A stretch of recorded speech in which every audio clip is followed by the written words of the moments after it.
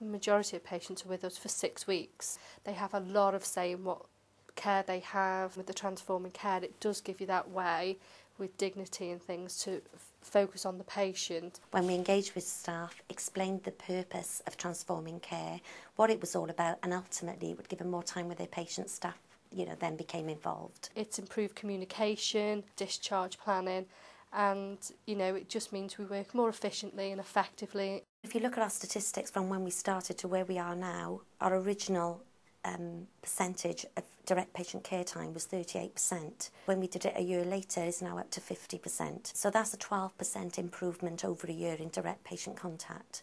So in anybody's book, that's got to be an improvement in quality services.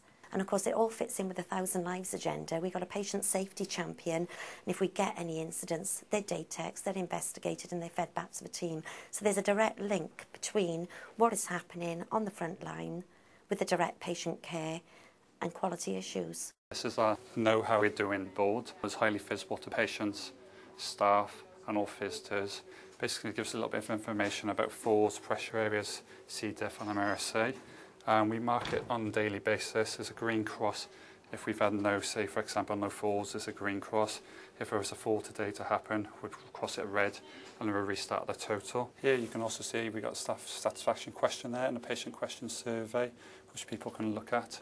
And around the corner, we've got the well-organised ward, or WOW. From here, you can see the pictures identify how the ward was before we wowed the ward. You can see things were disorganised. Here, things are a lot more colour coordinated in terms of our files, and well-stocked treatment room, which obviously saves time. And the discharges are more effective. So if they're having radiotherapy, if they finish on a Friday, we usually get them home then, because we're planning well ahead.